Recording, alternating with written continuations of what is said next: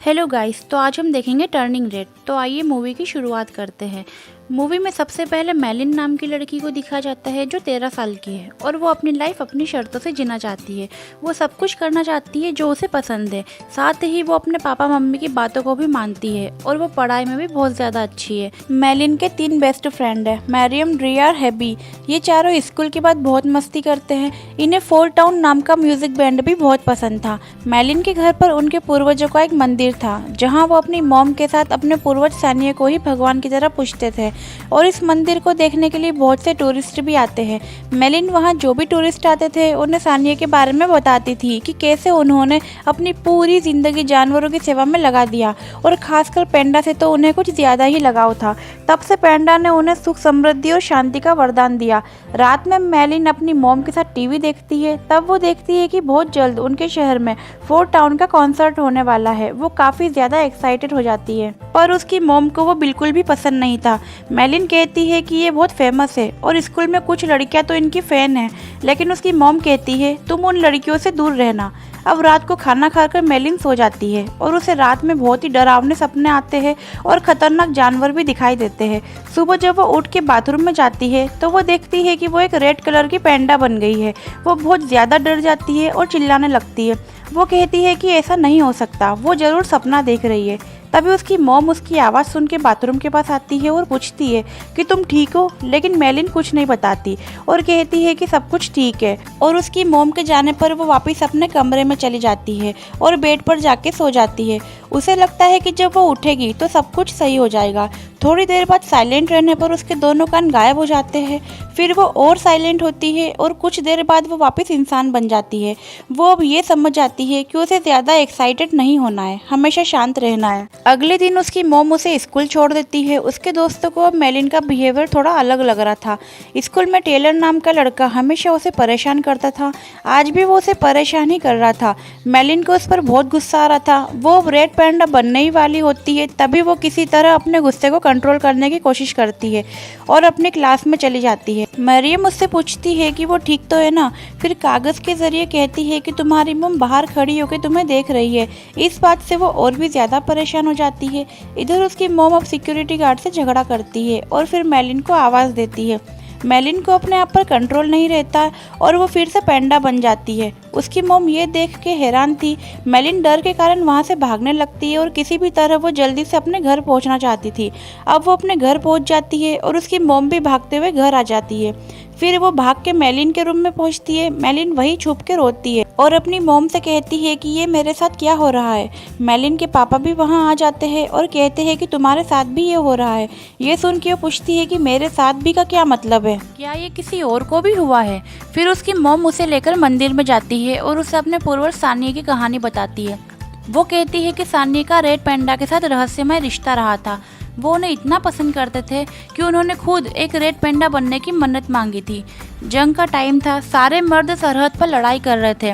उन पर उनकी बेटियां और खुद को बचाने की जिम्मेदारी थी। फिर एक दिन रक्त पूर्णिमा के दिन उनकी मन्नत पूरी हो गई। उन्हें वरदान मिला कि वो अपने अंतर मन की शक्ति से किसी भी शक्तिशाली जानवर में बदल सकते थे। उन्होंने बहुत बड़ा और सबसे शक्तिशाली रेड पैंडा का रूप लिया और अपने परिवार और अपने गांव को बचा लिया। और फिर उन्होंने ये शक्तियाँ अपने बेटियों को दे दी जब वो बड़ी हो गई और ऐसे ही ये पीढ़ियों से चलती आ रही थी। वो मेलिन को ये भी कहती है कि इससे छुटकारा पाने का एक इलाज है। अगले रक्त पूर्णिमा के दिन एक पूजा होगी और इस रेड पैंडा की आत्मा को एक लॉकेट में बंद कर दिया जाएगा और उसके बाद वो ठीक हो जाएगी। साथ ही वो उसे वार्न भी करती है तुम्हारे हर स्ट्रॉन्ग इमोशंस के साथ ये पैंडा तुम पर हावी होता जाएगा।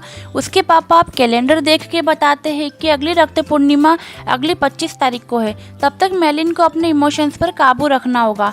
मेलिन का बेड अब अलग रूम में लगा देते हैं ताकि वो कुछ तोड़फोड़ ना करे। मेलिन इन सब चीज़ों से बहुत परेशान थी। अगली सुबह वो और भी ज़्यादा परेशान थी कि ये सब चीज़ें उसके पीछा क्यों नहीं छोड़ रही। तभी उसकी खिड़की के बाहर उसके दोस्त दिखाई देते हैं और वो उसी टाइम पर्दे के पीछे छुप जाती है और उन्हें वहाँ से जाने को कहती, लेकिन वो उससे मिले बिना जाना नहीं चाहते थे। वो कहते हैं कि फोर टाउन उनके शहर में आने वाला है।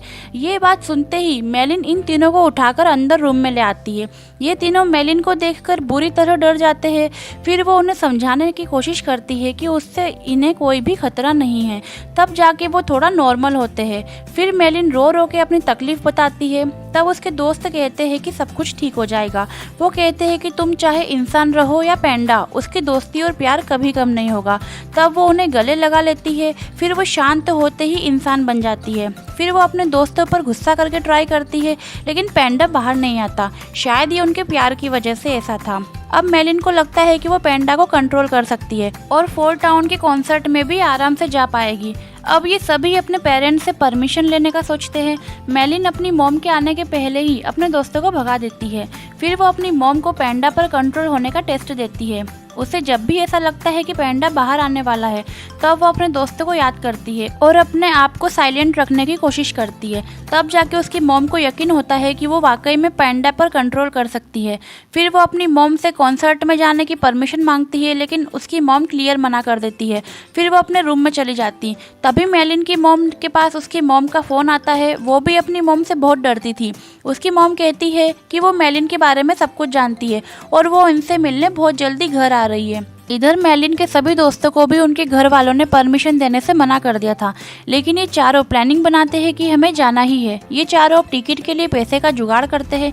ये लोग स्कूल के बच्चों को पैंडा को दिखाने के बदले उनसे पैसे लेते थे और उनके बनाए हुए प्रोडक्ट भी उन्हें बेच रहे थे। ये सभी घर से जल्दी आके अपने कॉन्सर्ट के पैसे इकट्ठे करने लगे थे। इन लोगों ने काफी पैसे कर लिए थे, लेकिन एक टिकट के पैसे की अब भी कमी थी। तभी उसके पास टेलर आता है और मेलिन को कहता है कि कल रात को उसके घर पे बर्थडे पार्टी है और वो उसे वहाँ पैंडा बन के आने को कहता है। अगर वो नहीं आई तो वो उसकी मॉम को जाके बता देगा कि वो स्कूल में पैंडा बन के पैसा इकट्ठा कर रही है। मेलिन मान जाती है, लेकिन साथ में कहती है कि उसे उसके बदले $200 चाहिए। टेलर मान जाता है। अगले दिन मेलिन शाम को बहाना बनाकर घर से निकलने लगती है। तभी उसके घर पर उसकी नानी और उसकी बहनें आती है। अब मेलिन वहीं फंस जाती है। दूसरी तरफ सभी मेलिन का इंतजार कर रहे थे। मेलिन दिन का बहाना बनाकर घर से बाहर निकलती है और टेलर के घर पहुंचती है और वहां सभी बच्चों के साथ बहुत ज़्यादा एंजॉय करती है और बहुत डांस करवाती है। इधर मेलिन की मॉम उसे देखने के लिए उसके रूम में आती है। तभी उसकी नज़र उसके बेड के नीचे छुपाए सामान पर जाती है। उसे वहाँ टेलर के बर्थडे का पैम्पलेट भी मिलता है। अब वो मेलिन को उठाती है, लेकिन तब वो देखती है कि वो वहाँ से गायब है। इधर मेलिन और उसके सारे दोस्त बहुत खुश थे क्योंकि उन्होंने कॉन्सर्ट के पैसे इकट्ठे कर लिए थे। मरियम मेलिन से कहती है कि क्या तुम इस पैंडा को हमेशा के लिए अपने पास नहीं रख सकती। तब मेलिन कहती है कि मैं ऐसा बिल्कुल नहीं कर सकती, पूरी जिंदगी में पैंडा के साथ नहीं रह सकती। तभी वहाँ के रेडियो में वो सुनती है कि फोर्ट टाउन 25 तारीख को रक्त पूर्णिमा के दिन अपना कॉन्सर्ट करने वाले हैं। ये सुनते ही मेलिन को बहुत गुस्सा आता है क्योंकि उसी दिन उसके घर पे पूजा थी। अब वो चाहकर भी कॉन्सर्ट में नहीं जा सकती। उसकी सारी मेहनत बर्बाद हो चुकी थी। तभी टेलर मेलिन को आवाज देता है कि वहाँ क्या कर रही हो, यहाँ आके एंटरटेन करो, नहीं तो तुम्हें पैसे नहीं मिलेंगे। टेलर ने उसके गुस्से को और भी बढ़ा दिया। मेलिन टेलर के ऊपर हमला कर देती है और उसे मारने लगती है। तभी वहाँ उसकी मॉम आ जाती है।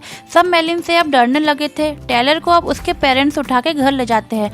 मेलिन की मॉम अब मेलिन के दोस्तों को डांटती है और कहती है कि तुम लोगों ने मेरी बेटी को बिगाड़ा है, तुमने मेरी भोली भाली बेटी को अपने फायदे के लिए इस्तेमाल किया। उसके दोस्त कहते हैं कि मेलिन तुम इन्हें बताओ कि ऐसा कुछ नहीं है, पर मेलिन चुप रहती है और अपनी मॉम के साथ घर चली जाती है। अब ये तीनों मेलिन के बिना ही कॉन्सर्ट में चले जाते हैं और मेलिन पूजा में लग जाती है। उसे एक सर्कल में बिठा दिया जाता है। सभी अब गाना गाते हैं। कुछ देर बाद उसके पास एक रोशनी उठती है और वो जमीन से थोड़ा ऊपर उठ जाती है। उसकी आंख एक बैंगो फॉरेस्ट में खुलती है और वहाँ उसे अपने पूर्वज दिखाई देते हैं। उनके पास मिरर जैसी कोई चीज थी जिसमें से मेलिन को निकलना था ताकि वो पैंडा से बाहर निकल सके। वो लगभग बाहर निकलने ही वाली होती है, लेकिन वो कहीं ना कहीं पैंडा को छोड़ना नहीं चाहती थी क्योंकि इसी की वजह से उसने अपनी लाइफ को जीना सीखा था। अब वो पैंडा को अपने से अलग करने के लिए मना कर देती है। इस बात पर उसकी मॉम उसे बहुत समझाती है, पर वो वहाँ सभी को धक्का देकर भाग जाती है। उसकी मॉम के गिरने की वजह से उसका लॉकेट टूटने लगता है और उसके टूटते ही उसका पैंडा भी उसमें आ जाता है। इधर मेलिन भाग के कॉन्सर्ट में पहुंचती है और अपने दोस्तों से माफी मांगती है। वो सब उसे माफ कर देते हैं और सभी अब कॉन्सर्ट में मजे करते हैं। मेलिन की मॉम अब एक बहुत बड़ा पैंडा बन चुकी थी और वो मेलिन के पीछे पीछे उसके कॉन्सर्ट में आती है। सब उसे देखकर भागने लगते हैं। तभी उसके डैड और नानी भी आ जाते हैं। तभी वो मेलिन को अपने हाथों में उठा लेती है और कहती है कि तुम्हारी हिम्मत कैसे हुई उसकी बेइज्जती करने की। मेलिन भी पेंडा बनकर उसके हाथ पर काट लेती है और अपने आप को छुड़ाती है। इधर मेलिन के डैड उसके चारों तरफ सर्कल बनाने लगते हैं। तब तक मेलिन उसकी मॉम को उलझा के रखती है। अब सब गाना गाने लगते हैं, पर मेलिन गुस्से में अपनी मॉम को जोर से उसके मुंह पर मार देती है।